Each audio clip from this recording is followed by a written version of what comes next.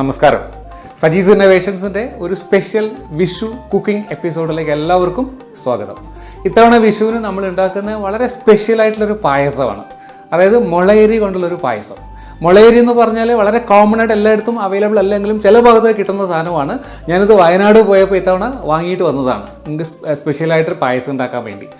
ഞാനിപ്പോൾ മുളയരിയെ ഒരു 6 മണിക്കൂറോളം കുതിർത്തിട്ട് നന്നായിട്ട് കഴുകി അതിൻ്റെ അഴുക്കൊക്കെ കളഞ്ഞു. കാരണം ഇത് തറയുന്നൊക്കെ വരെടുക്കുന്ന സാധനമാണ്, കുറച്ച് കല്ലും മണ്ണൊക്കെ ഉണ്ടാവും. അപ്പോൾ ശരിക്കും ക്ലീൻ ചെയ്യണം കേട്ടോ. നന്നായിട്ട് ക്ലീൻ ചെയ്ത് കൊണ്ടുവച്ചിട്ടുണ്ട്. ഇത് ഒരു ദിവസം ഫുള്ള്, ഒരു നൈറ്റ് ഫുള്ള് കുതിർക്കാമെങ്കിൽ അത്രയും നല്ലതാണ്. കാരണം അത്രയ്ക്കും ബലമുള്ള സാധനമാണ് മുളയരി എന്ന് പറയുന്നത്. അപ്പോൾ ഇനി നമ്മളിതിനൊന്ന് കുക്കറിൽ വേവിക്കാൻ പോവുകയാണ്. നന്നായിട്ട് വേവുള്ള സാധനമാണ്. അപ്പോൾ ഞാൻ കുക്കർ കൊണ്ടുവച്ചിട്ടുണ്ട്. കുക്കറിലേക്ക് ഇടുകയാണേ.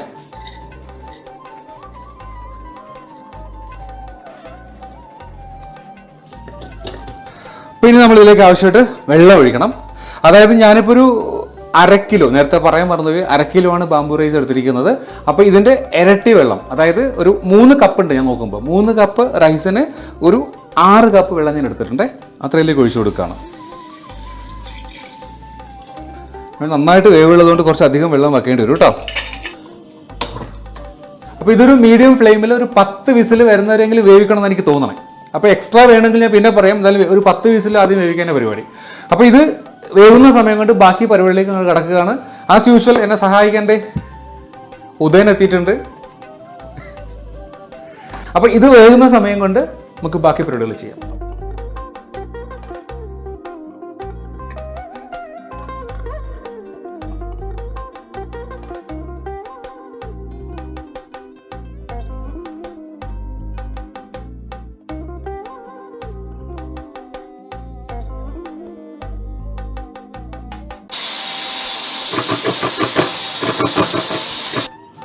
നമ്മുടെ ബാംബു റൈസ് ഇപ്പോൾ 10 വിസിലൊക്കെ അടിച്ചിട്ട് അത്യാവശ്യം നന്നായിട്ട് വെന്തിട്ടുണ്ട് കേട്ടോ. കറക്റ്റ് വെള്ളമായിരുന്നു നമ്മൾ വെച്ചത്.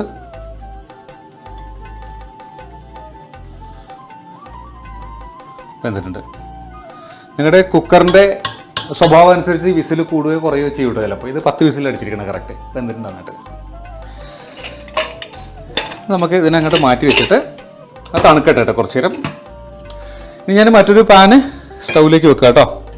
ഇതിലേക്ക് നമ്മൾ ശർക്കര ഇട്ടൊന്ന് ഉരുക്കിയെടുക്കണം, പാനിയാക്കി എടുക്കണം.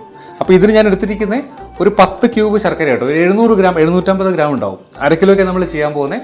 നിങ്ങളുടെ ആവശ്യത്തിനനുസരിച്ച് മധുരം കൂട്ടുകയോ കുറയ്ക്കുകയോ ചെയ്യാം. ഓക്കെ, ഇതിലേക്ക് കുറച്ച് വെള്ളം കൂടെ ഒഴിച്ചു കൊടുത്തിട്ട്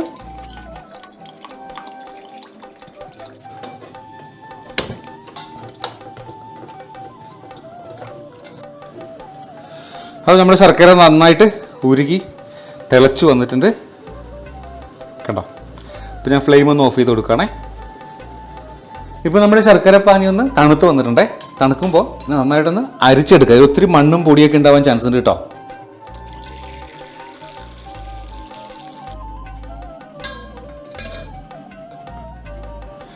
അപ്പോൾ നമ്മുടെ മുളയരി ഒന്ന് ചെറുതായിട്ട് തണുത്ത് വന്നിട്ടുണ്ടേ.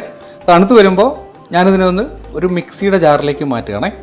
ഇതെന്താ സംഭവം എന്ന് വെച്ചാൽ, പലപ്പോഴും ഞാൻ ഈ മുളയരി പായസം ഞാൻ വയനാടൊക്കെ പോകുമ്പോൾ കുറേ വാങ്ങി കുടിച്ചിട്ടുണ്ട് പലയിടത്തൊന്നും. അപ്പോൾ ഇത് ബാക്കി നമ്മുടെ പായസം പോലെ ഒരു കൊഴുപ്പുണ്ടാവില്ല.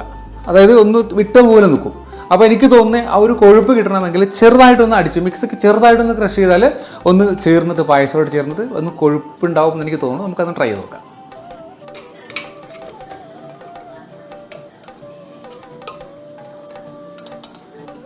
അപ്പോൾ ഇതിങ്ങനെ മുഴുവനായിട്ട് കിടന്നാൽ പ്രശ്നമില്ല എന്നുള്ളവർക്ക് അങ്ങനെ തന്നെ ഉപയോഗിക്കാം. ഞാൻ ചെറുതായിട്ടൊന്ന് ക്രഷ് ചെയ്യാതെ ഫുള്ളായിട്ട് എടുത്തിരിക്കണം കേട്ടോ. അപ്പോൾ നമ്മുടെ ഐറ്റംസ് എല്ലാം റെഡിയാണ്. നമ്മൾ ഫൈനൽ പ്രിപ്പറേഷൻ സ്റ്റാർട്ട് ചെയ്യാൻ പോട്ടോ. ഇത് ഞാൻ ഉരുളി അടുപ്പത്തേക്ക് വെച്ച് തീ കത്തിച്ച് വെച്ചിട്ടുണ്ട്. ആദ്യം ഇതിലേക്ക് ഒഴിക്കാൻ പോകണേ നമ്മൾ ഉണ്ടാക്കി വെച്ച ശർക്കര പാനിയാണ് കേട്ടോ. ഇതിലേക്കൊന്ന് ഒഴിച്ചു കൊടുക്കാം. അപ്പോൾ ശർക്കര പാനി ഒഴിച്ചതിന് ശേഷം നമ്മളിത് ബാംബു റൈസ്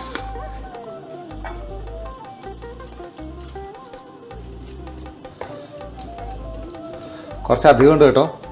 ഇതെല്ലാവർക്കും കൊടുക്കാൻ വേണ്ടി ഉണ്ടാക്കണേ.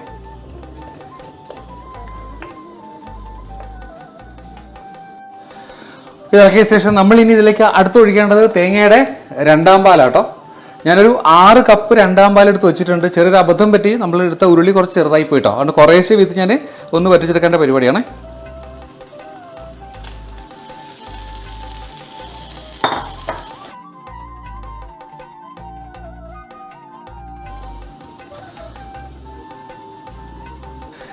അപ്പോൾ നമ്മുടെ പായസം എന്തേ രണ്ടാം പാലൊഴിച്ച് ഒന്ന് കുറുകി നന്നായിട്ട് തിളച്ച് വന്നിട്ടുണ്ട്. ഒന്ന് വറ്റി കണ്ടോ. ഈ സമയം നമ്മളിതിലേക്ക് തേങ്ങയുടെ ഒന്നാം പാൽ ഒഴിച്ചു കൊടുക്കുകയാണേ. 3 കപ്പാണ് ഒന്നാം പാൽ എടുത്തിരിക്കുന്നത്.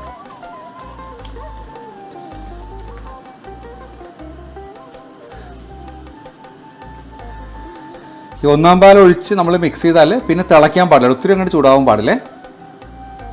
ഒന്ന് സൈഡൊക്കെ തിളച്ച് വന്നിട്ടുണ്ട്. ഇത്രയും മതി, അധികം തിളയ്ക്കേണ്ട ആവശ്യമില്ല. ഒരു കാര്യം നമ്മൾ നേരത്തെ മറന്നുപോയി, ഏലക്ക ഇട്ടില്ല കേട്ടോ. ഒരു 4-5 ഏലക്ക ചതച്ച കൂടി ഇടുന്ന ഈ സമയത്ത്.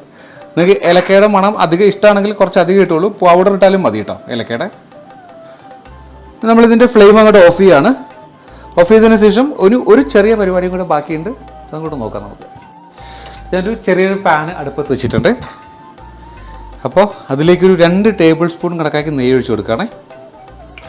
നെയ്യ് കുറച്ച് മതി എന്നുള്ളത് കുറച്ച് ചേർത്താൽ മതിയേ, കൂടുതലുള്ളത് കൂടുതൽ ചേർക്കുക. സോ നെയ്യൊന്ന് ചൂടാകുമ്പോൾ നമ്മളിതിലേക്ക് തേങ്ങാക്കൊത്ത് കണ്ടോ. തേങ്ങാക്കൊത്തിന് പ്രത്യേകിച്ച് അളവൊന്നുമില്ല, നിങ്ങളുടെ ഇഷ്ടത്തിനനുസരിച്ച് ചേർക്കാം. ഞങ്ങൾ ഇത്രയും എടുത്തിട്ടുണ്ട്, 1/2 കപ്പ്. ഇതൊന്ന് മൂത്ത് വരണേ.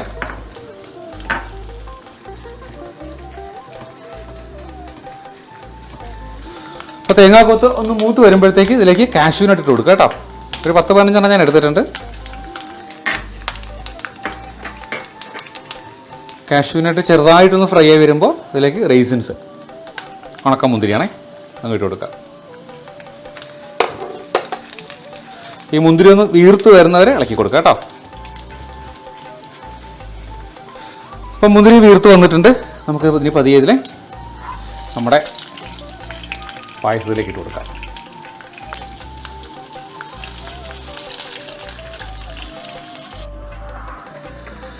അപ്പോൾ നമ്മുടെ കിടിലൻ മുളയരി പായസം റെഡി ആയിട്ടുണ്ട്. നമുക്കിത് ടേസ്റ്റ് ചെയ്യാൻ വേണ്ടി നമ്മുടെ ഡൈനിങ് ടേബിളിൽ നിന്നൂടെ കാണാം കേട്ടോ.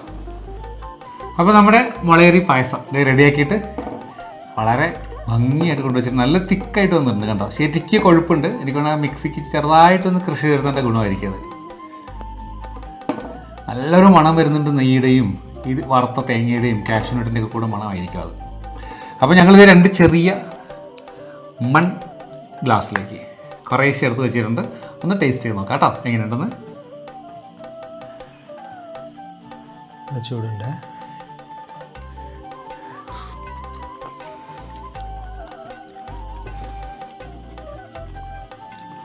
How is it?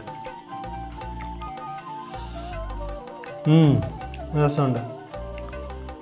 നമ്മുടെ ഒരു ഗോതമ്പ് പായസത്തിൻ്റെ ഒക്കെ ഒരു ഫീൽ അല്ലേ. ഗോതമ്പ് പായസത്തിൻ്റെ ഒരു എന്താ പറയുക ഫീലാണെങ്കിലും വേറെ ലെവലാട്ടോ അത്. ശരിക്കും ഇത് ട്രൈ ചെയ്ത് നോക്കേണ്ട സാധനം തന്നെയാണ്. ഞാൻ സത്യമായിട്ട് പറയുകയാണെങ്കിൽ ഞാൻ കുറേ പ്രാവശ്യം കുടിച്ചിരുന്നു. ഞാൻ ഈ കുടിച്ചിരിക്കുന്നതൊക്കെ വയനാട് പോകുമ്പോൾ അവിടെ ചില ഷോപ്സിൽ മുളയരി പായസം കിട്ടും, റോഡ് സൈഡിൽ. പിന്നെ അവിടെ ഫെസ്റ്റിവലൊക്കെ വരുമ്പോൾ സ്റ്റോളിൽ മുളയരി പായസം ഉണ്ടാവും. ഞാൻ അപ്പോഴൊക്കെ വാങ്ങി കുടിച്ചിട്ടുണ്ട്. പക്ഷെ അപ്പോഴൊക്കെ എനിക്കൊരു ഇത് രണ്ടും ഈ മുളയരിയും ഈ പായസത്തിൻ്റെ ബാക്കി കണ്ടൻസ് വിട്ടു നിൽക്കുന്നൊരു ഫീലാണ് കിട്ടുക. ഇത് പക്ഷെ അങ്ങനെയല്ല, വളരെ യമ്മി ആയിട്ട് വളരെ ഭംഗിയായിട്ട് കണ്ടോ. ഇത് രണ്ടും കൂടെ ശരിക്കും സെറ്റായിട്ടുണ്ട് കണ്ടോ. വളരെ ഭംഗിയായിട്ട് വന്നിട്ടുണ്ട്. നല്ല ടേസ്റ്റാണ്, ആത്മാർത്ഥമായിട്ട് പറയാം കേട്ടോ, നല്ല ടേസ്റ്റാണ്.